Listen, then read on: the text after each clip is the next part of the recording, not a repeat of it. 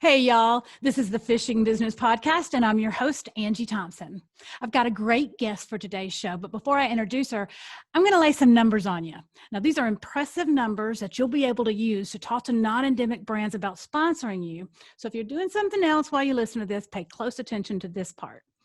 In 2019, 17% of the U.S. population ages 6 and up went fishing at least once. That's 50.1 million people. And that number represents the highest participation rate since 2007. Freshwater fishing attracted 39.2 million participants. Saltwater fishing attracted 11.2 million people. And get this, people who went freshwater fishing took an average of 16.1 trips per person over that year. So that's 631 million fishing trips in 2019. Just wow. I think part of the reason for this growth in fishing is because of today's guest, although she would probably never, ever say that. Actually, it's the organization she works for and her marketing leadership that I think has a big effect on growing the numbers in fishing participation. I'm talking about the Recreational Boating and Fishing Foundation and its Senior Vice President of Marketing and Communications, Stephanie Vatalaro. Stephanie is about as impressive a person as you find in business, and she's an absolute rock star for the fishing and boating industries. She's a smart marketer and a sharp business person. I'm really excited to introduce you guys to her. She uses anglers of all stripes for her content and her marketing efforts, and I know you'll learn a lot from her. I feel like I learn something new from her every time we interact. You might better recognize the RBFF's consumer-facing brand, which is called TakeMeFishing.org. They've done some incredible commercials that you've probably seen on TV that just tug at the heartstrings, and obviously they're very effective. We watch them and we all want to take somebody fishing after we see them. So here we go, y'all. Stephanie Vatalaro from the Recreational Boating and Fishing Foundation.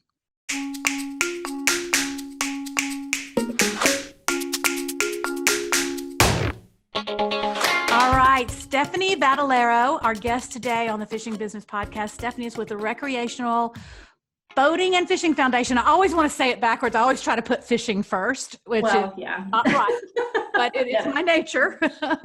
Stephanie, we've known each other for a little while, and I'm so impressed with everything that the RBFF does. Can you talk a little bit, though, in case some of our listeners don't know about the RBFF, the Recreational Boating and Fishing Foundation, can you talk a little bit about what y'all do, what your mission is, and what you do within that role? I would be happy to talk about RBFF. The Recreational Boating and Fishing Foundation is a national nonprofit organization, and our mission is to increase participation in recreational fishing and boating. We exist as kind of this marketing and education arm for the industry. So we are trying to get newcomers into the sport, trying to get them to stick with it so that the industry has customers. I love it. You guys do a great job of that. Every year at ICAST, which is our annual trade show for the fishing industry, RBFF usually gives a presentation during the keynote presentation where you kind of sum up everything that you've done for the year. And it's always so impressive to me how you guys do that. You're very organized, and yet you have a somewhat small staff. We do. We have about 17 people on our staff, but we contract out a lot. We work with an advertising agency. We work with an agency who does our search engine optimization. So we have more people than you see on the But you do the big picture stuff, like coming up with the programs and who you're going to target is done by you based on research, right? Maybe not you specifically, but by your staff based on research, right? Yeah, absolutely. We have a lot of experts on our staff in the various digital marketing and advertising and public relations and social media. So yeah, we really work with the agencies to develop those strategies and get them off the ground. And how is RBFF funded? We receive a grant. We compete for our funding, actually. Wow. That hasn't always been that way. Back in 1998, there was a concern that fishing participation was declining. And fishing, unlike a lot of other outdoor activities, is linked to conservation. So when you buy your fishing license, when you buy fishing tackle, money goes back to the state fish and wildlife agencies, or DNRs, some people call them, to do conservation work, like stocking the fisheries and habitat work and clean waters and boat ramps and all of that good stuff. So when we were established, we were created as the RBFF, and we didn't compete for our funding. But somewhere along the way, something changed in the government structure, and I think it was around 2007 we started competing for it. The U.S. Fish and Wildlife Service administers the grant. And yeah, it comes from the Sportfish Restoration and Boating Trust Fund is where the money comes from. That is we get such 2% of that fund. You get how much? We get 2% of that fund, and it equates to anywhere each year from around 10 to 12 million. That fund is so important to our industry. I don't know if everybody understands how important that is, but it is crucial to a lot of the things that we do to keep our sport and keep our hobby and our recreation viable. Wouldn't you agree? It is. It does a lot. And, I was talking about the license fees and the tackle, and that's where that money goes. It goes into this big SFR, they call it, Sportfish Restoration, and gets doled out to a lot of different organizations. In addition to RBFF, there's boating safety programs. The states get it for that conservation work. So yeah, it's really important. It's unique to our industry. You're really paying to play and taking care of that resource that you love so much. It is. Now, are we ever worried about it, that someone's going to see that money sitting over there in DC and say, hey, let's try to get some of that? I mean, it doesn't seem like that has happened, has it? It hasn't. I mean, certainly there's always some chance that it could be taken away, but it's been pretty steady for over 20 years now. So we're hoping it stays that way. Yeah, absolutely. Absolutely. So quick question. How has the COVID crisis affected you? I've heard from a lot of people in the industry that the fishing industry has benefited from a lot of sales are up. A lot of people are trying fishing for the first time. And I think they may have seen some proof that indicates participation is up. What have you guys seen from your end? Yeah, it's kind of nuts how high the numbers are, and we're anticipating an increase in participation this year. Hard to say how much, but when things really started happening back in March, we prepared for the worst. Nobody knew it was going to happen. Right. And we're looking at our metrics and we're trying to project what kind of losses we're going to take, and then we start following all of these metrics because we host a website that has like how-to information, where-to information to help people get started and get on the water. And, after a few weeks of kind of stagnant traffic there, things really started to go up, like crazy higher than we've ever seen. Well, that's great. And I mean, I can say this stat just blows me away, and it should blow everyone away. Last year, we had 18 million visits to all of our digital properties. So that's 18 million times that people came to the site looking for fishing or boating information. This year, our fiscal starts April 1. So from April 1 through mid-July, we're already approaching 21 million. Oh my gosh. That is crazy. Well, let me ask you this. Can you tell, are they looking at, because I know you have the how to find a boat ramp close to you. Yep. Are a lot of people looking for that? A lot of people are looking for places to go. Yeah. And I think it's one of the reasons that fishing has thrived in this environment that we're in with the pandemic, because it is something you can do close to home. It is something you can do socially distanced and in small groups, right? It's kind of the perfect match. It is the perfect match, and you can get out of the house. You can get out of the house, and time in nature has so many great health benefits, mental health, physical health. Absolutely. I agree. So I know you're the marketing. Are you the marketing director, senior director of marketing? Marketing and communications. I oversee that for the company. Okay, so because I know a lot of our listeners aren't as familiar with the business roles and how marketing works, as if I'm from another planet, how would you explain to an alien what you do? Oh wow, that's kind of hard. Yeah. How would I explain to an alien? We try to create awareness of fishing and boating. We want to get it in front of people who maybe have never done it before, get them interested enough in it that they want to go try it. And then we provide the resources for them to get started. So we're creating awareness, trial, and interest essentially in the activity and trying to grow it for future generations. And then what about your role specifically though, Stephanie? So what does it every day look like for you? Are you just always coming up with new cool ideas, or are you just always crunching numbers, or are you doing a little bit of everything? Oh my gosh, it's kind of a little bit of everything, and there's some seasonal stuff, of course. You know, we're in the middle of our marketing plan right now, so everything's in the market. So there's a lot of focus on metrics, seeing what's working, what's not, tweaking some of the digital stuff that we can. Pretty soon, believe it or not, we'll be entering planning for the next year, and we go through that process in January with our board. And then come spring, when our fiscal year starts again, that's when all the creative execution, all the fun ideas take place. Right. So you are a little bit different, and then you have a April 1 fiscal. We do. And so do a lot of people that depend on government funding have April 1 fiscals? You know, the government fiscal, I think, is October 1. So no, I'm not sure why that was set that way, but it's been that way since we were founded. So yeah, a lot of tourism agencies have April 1 fiscals too. So I just thought it might have something to do with maybe the government gets their funding done, and then it takes a while to, you know, have everything in place. Well, it could be, because we do get that funding right, you know, right as we're headed into our fiscal for sure. So you started out working in local news. I did. Right. So how has that experience informed your career in marketing?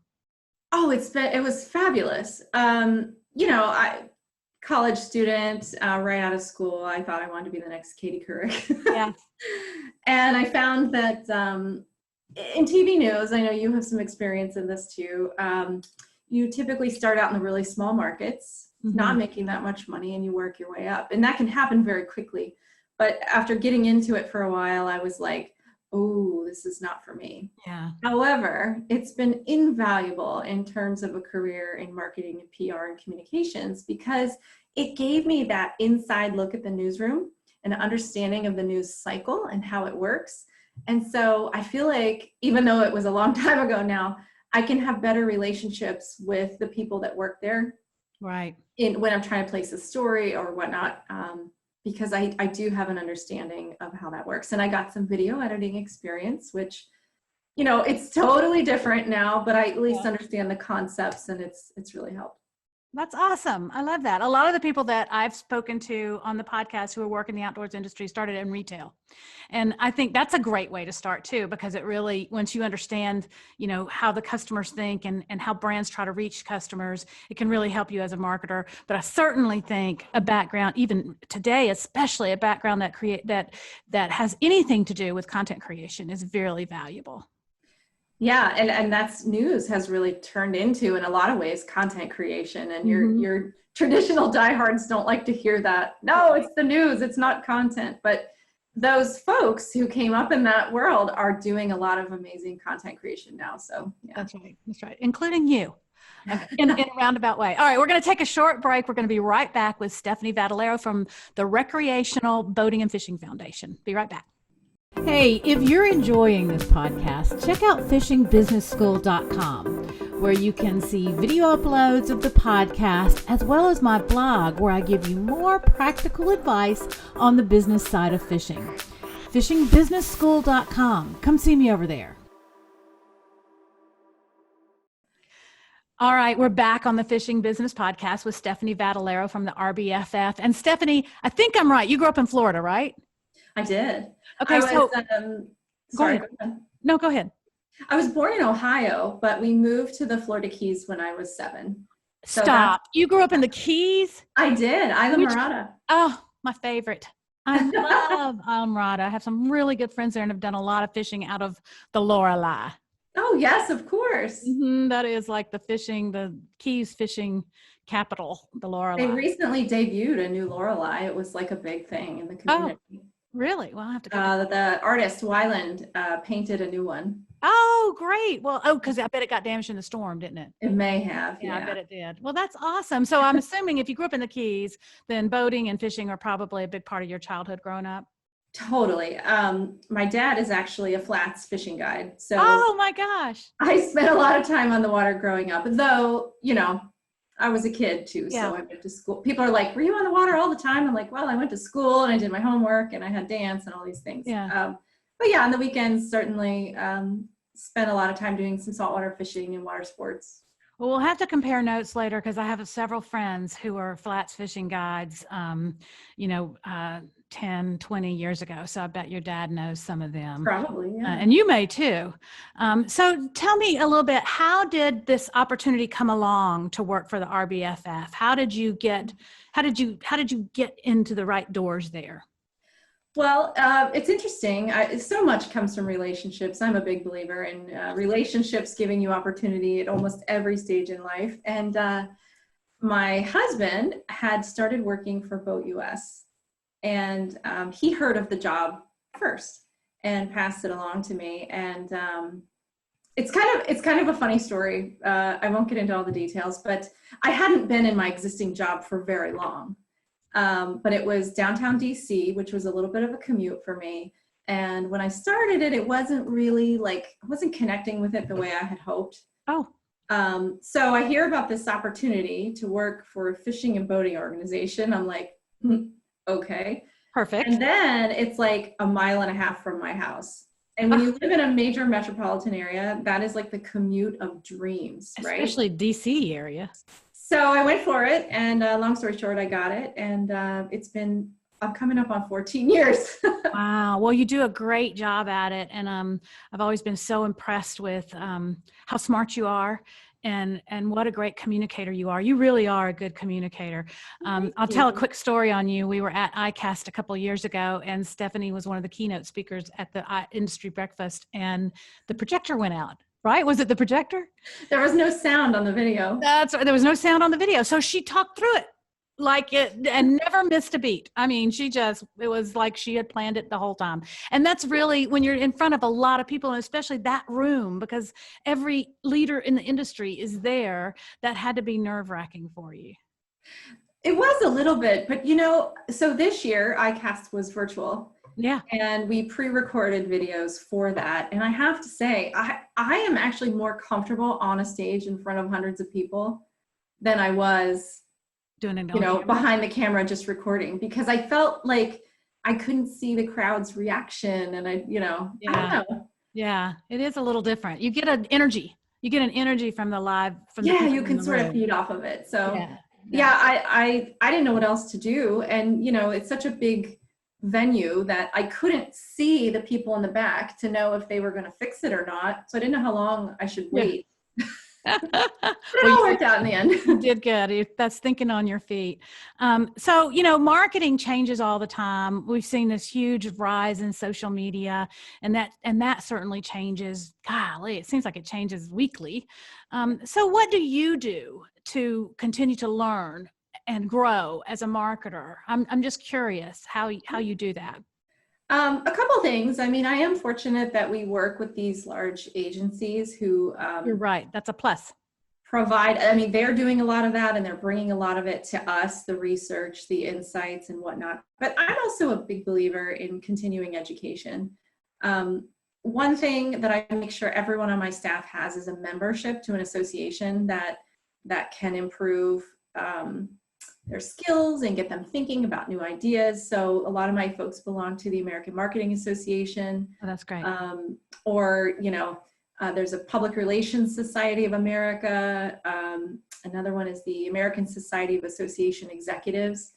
I really feel like everyone needs that. And then occasionally, challenging yourself to go a little bit farther. Take a college course, I recently did some executive education, and it's so stimulating, and it really gets you thinking and opens your eyes to new opportunities. So important, I think. And I have been, over the years, have been part of professional organizations, and we're about to have a new professional fishing business organization. I heard that. But I also do I can go down the rabbit hole of an internet search for, how impressions are calculated on TikTok. You know what I mean? And before you know it, it's 2:00 in the morning. I'm watching, I'm 1,800 pages deep into socialmediaexaminer.com, so I kind of have to be careful about that. Right. But okay, back to RBFF. I love your, I'm going to try to say this, Vamos a Pescar. Did I say it right? Yeah. It's a Hispanic outreach program, Mhm. right? TakeMeFishing.org is kind of the consumer facing part of RBFF, right? Correct. And then the Hispanic outreach is another site. What is the URL for it? The Hispanic? Yeah. Is it It's just vamosapescar.org. .org? Okay. Or you can go to takemefishing.org and click on Oh, that's right. Spanish at the top. Yeah. So it's basically the same content, but translated into Spanish. Similar. One of the things we learned in creating that brand and in marketing to this multicultural audience is that it's not enough just to translate. They do what they call transcreate, right? The copy, the imagery, it needs to give a nod to their culture. Because as you know, like some things you can't directly translate, the meaning isn't the same. In fact, the name itself, this is kind of interesting. When we went to create the campaign, the reason we didn't just call it Take Me Fishing and we called it or translate Take Me Fishing is because culturally, Hispanics wouldn't be like, hey, take me fishing. I wanted it to be more welcoming, more like, hey, let's go. So Vamos a Pescar actually means let's go fishing. Oh, that's very cool. That's very cool. So what has been your favorite project that you've worked on at RBFF? Oh my gosh. There's been so much fun stuff over the years. You know, recently, I would say the women's campaign has been so much fun. Yes. We have a Women Making Waves campaign geared at getting more women involved in the sport. And we started it because the research was telling us that women are coming in droves. Actually, like 45% of newcomers every year are women, but they're dropping out at a really high rate too, mostly because they don't see themselves in the sport. Like literally, they don't see themselves in catalogs. They don't see themselves in advertisements. So we wanted to change that image and we want to empower women to do this. Like, hey, you don't need a guy to like, here, to learn how to tie these knots. Here's where you go to get your tackle. Like, Stephanie, this is what it looks like to be a female and go fishing. I can't tell you how important that is. I think I'm a good bit older than you, but I grew up fishing with my dad every weekend.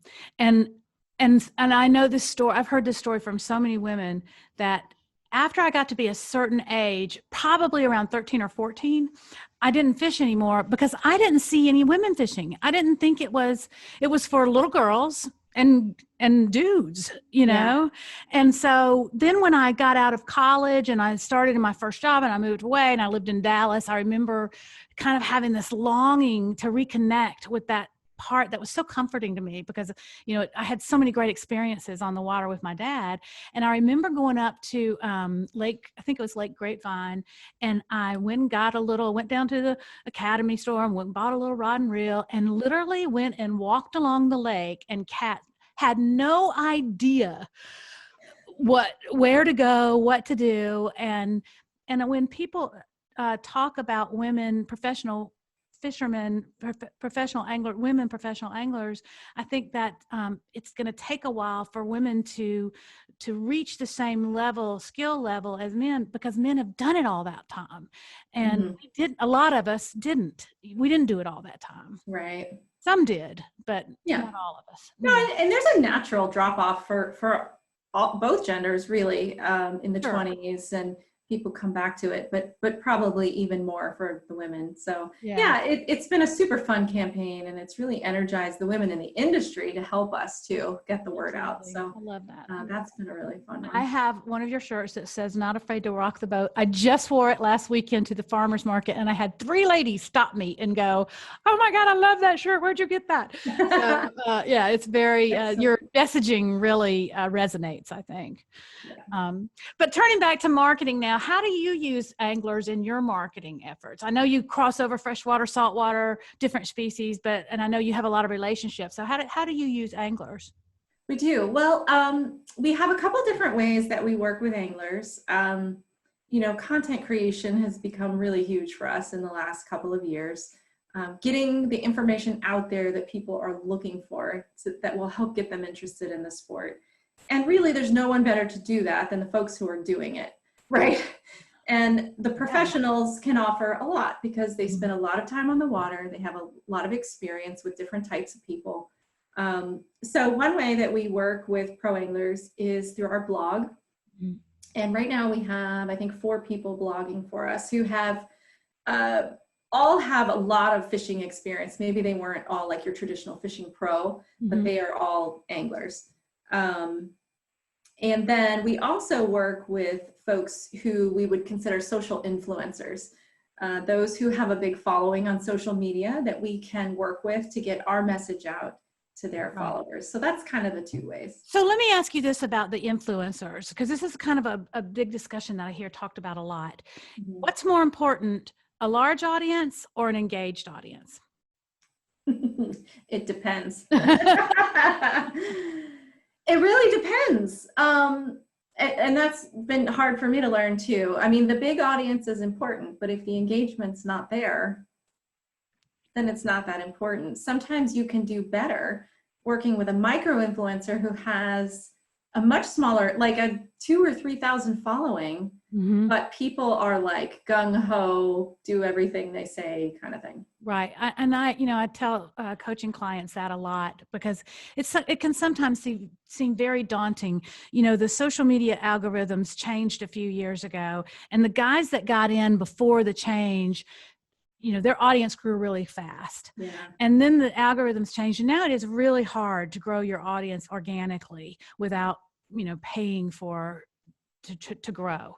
But so I'm always like, you know, the thing to focus on if you don't have a big audience is make sure you have an engaged audience. And that's pretty easy, because all it really means is when you start talking to someone and other people start talking back in the comments, the algorithms push your content up. Right. You know, and so it becomes fairly not easy, but not as hard to get that engagement. Yeah, it is something that changes on the daily practically. And our strategy has evolved so much over time. We try to, you know, we use different platforms for different things. We have different goals depending on what platform we're using and what we're trying to accomplish. One that's been rising lately as it refers people to our website, and this is kind of surprising, is Pinterest. You're Believe kidding. it or not. Really? It's just this last month, we had a huge spike in referrals from Pinterest because one of our articles about where to put the sinker on the line, this is for beginners now, got picked up and circulated all over the place. So, well, yeah, I love that. And I tell you, you know, you kind of, as an aside, said this is for beginners, but I'm telling you, that is a gold mine. Beginners is a gold mine. When I worked at Bass, one of the things that I always felt was that if you come to the Bassmaster website, you got to kind of already know, you got to already know a lot to really, you know, understand what they're talking about, especially during tournament coverage. And so I also tell people that they should not forget that beginner, because that's a huge, and I think that's what has fueled the rise of these YouTube stars, is that they fish from the bank.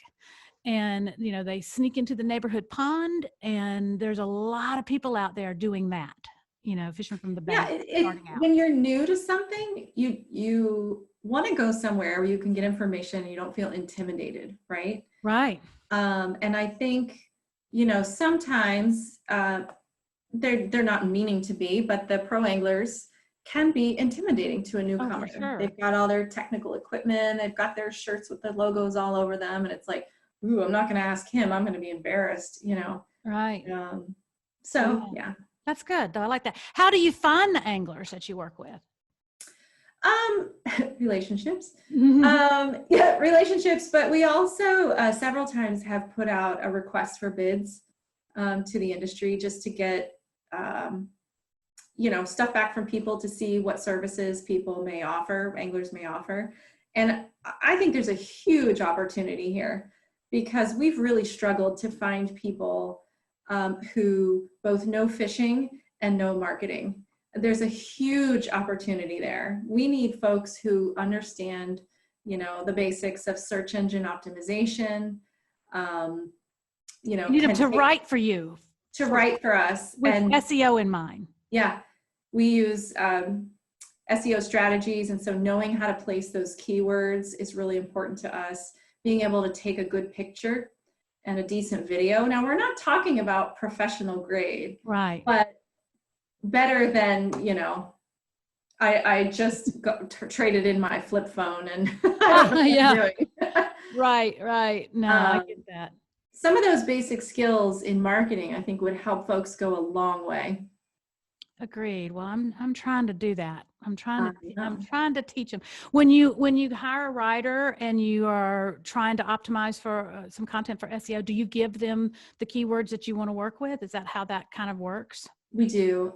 Great. We've gotten pretty sophisticated with our content, where we have an annual content calendar that drills down into different topics, and we get keywords based on what's being searched for each topic. So every month we go out to our bloggers with assignments and keywords. That's great. And then do you also give them the things you want in the metadata, or do you all do that internally? They draft it and then we edit as necessary. Gotcha. That makes sense. But the other thing, I was talking about pictures too. You know, it's really helpful when they can provide a high quality image that's sized for Instagram, Pinterest, Facebook. You know, having those basic abilities is so valuable and helpful to us. When someone sends you a picture that's like 20 megabytes big and hasn't really been sized or tweaked, you know, it just means work. It just means more work. Exactly. So if you can do that, that's a good takeaway. Yeah, I love what you're doing, because I really believe there's a huge opportunity there. These folks just need some basic marketing skills, and they will be very valuable to a lot of brands. I may need to do a quick class on how to optimize a photo for submitting to someone who's going to use it online. That's a good idea. I have to write that down. I like it.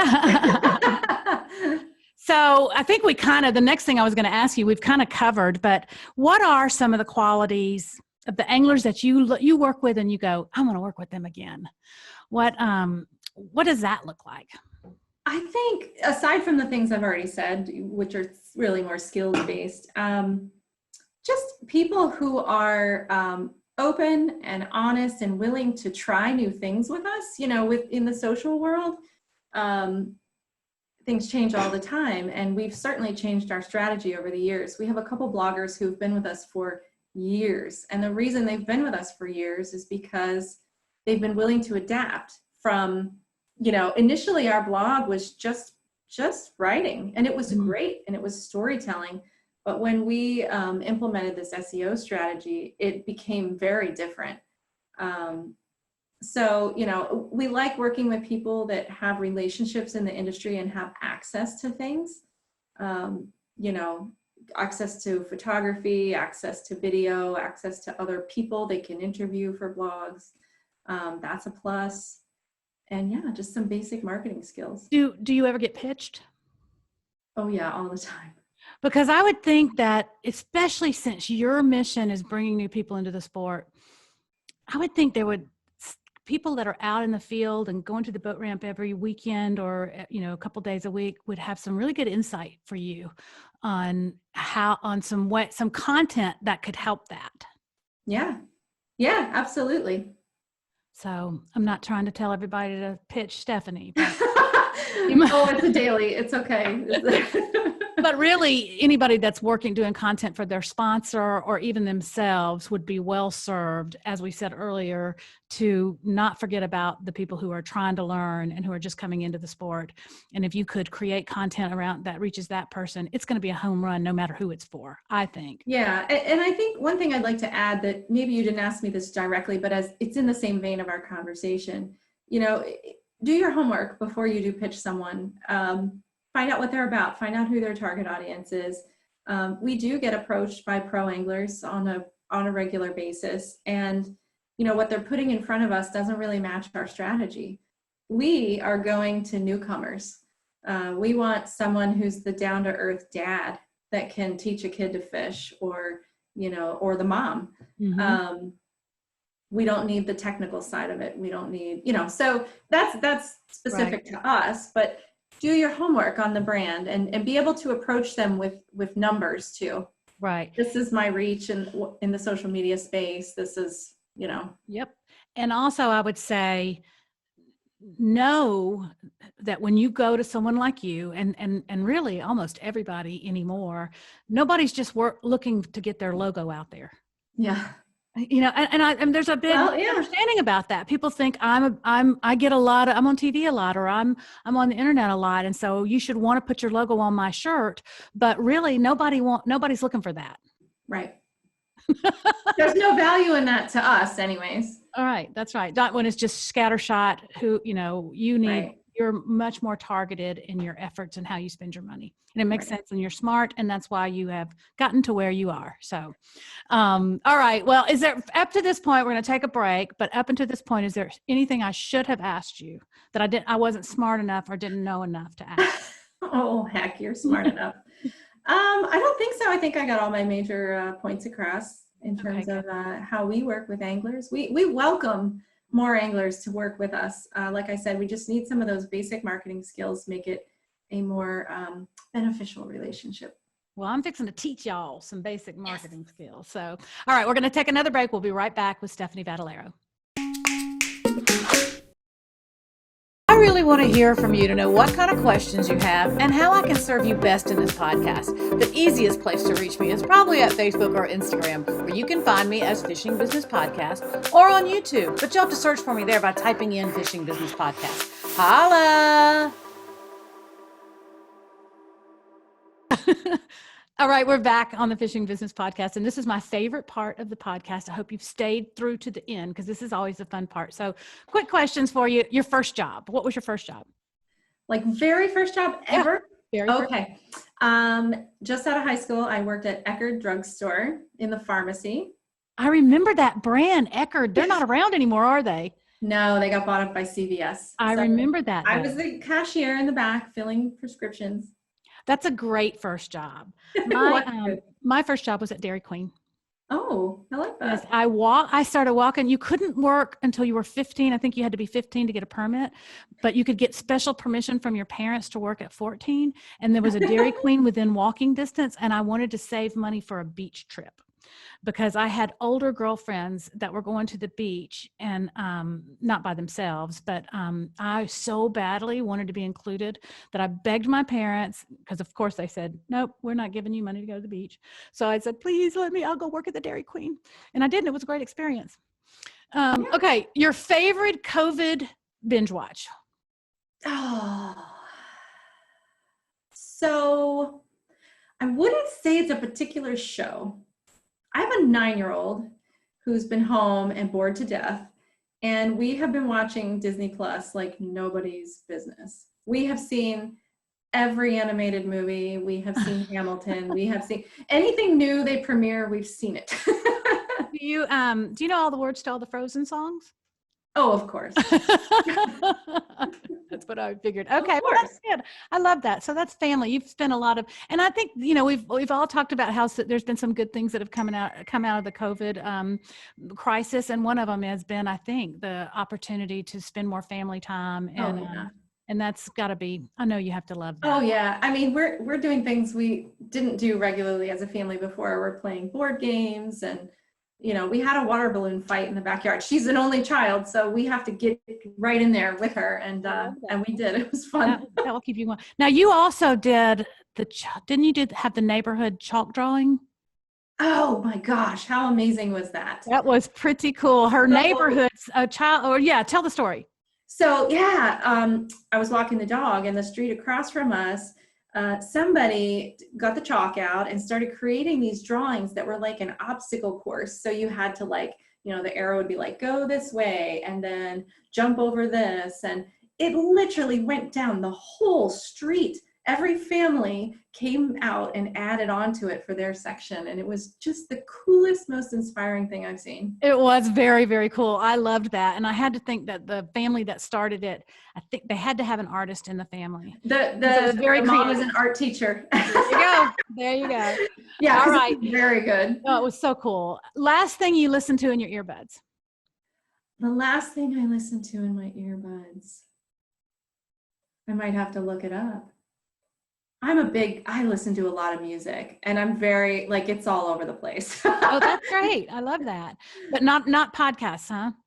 Oh, podcasts? Oh, yeah. I listen to, oh, shoot, what's the name of it? It's Brene Brown Oh my has a gosh. podcast. I love her. Oh, she is amazing. Yeah.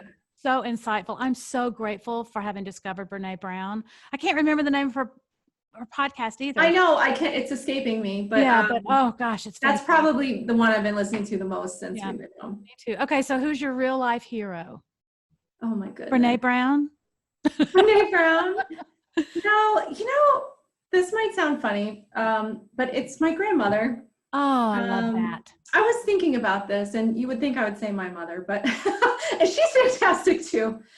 My grandmother on my father's side was just an amazing human being. She lived till she was 94, Irish lass, red hair, whiskey drinking, and she just, the more I learn about her life, she really just persevered through everything. There's this story of her during the Depression. My grandfather was gone. He was at the war, and she had 3 kids at home, and someone kept coming to her porch in the middle of the night and just like lurking around on the porch in the dark. And she got sick of it. It was freaking her out. It was freaking the kids out. So she takes a shotgun and walks down the street. She had someone stay with the kids. There's a bar.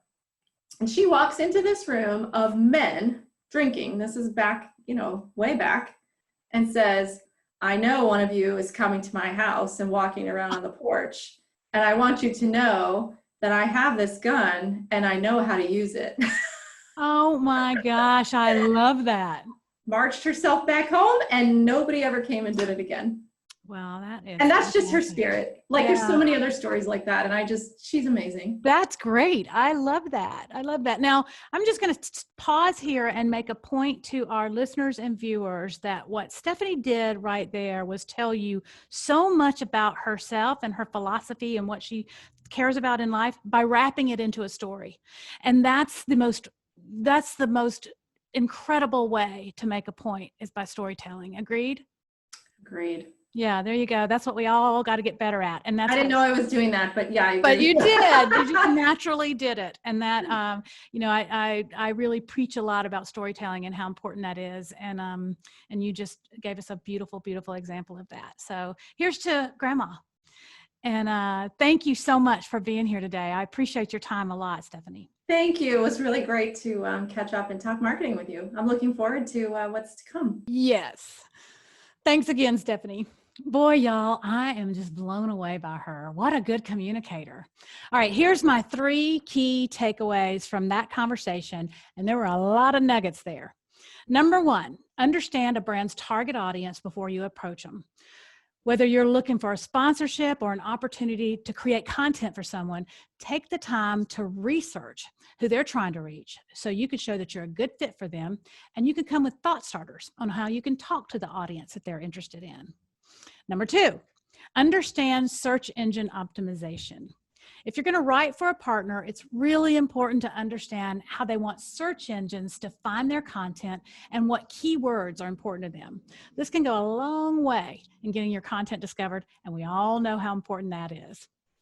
I'm going to do a training on SEO, or search engine optimization, for you soon, and that'll help you along these lines with this one.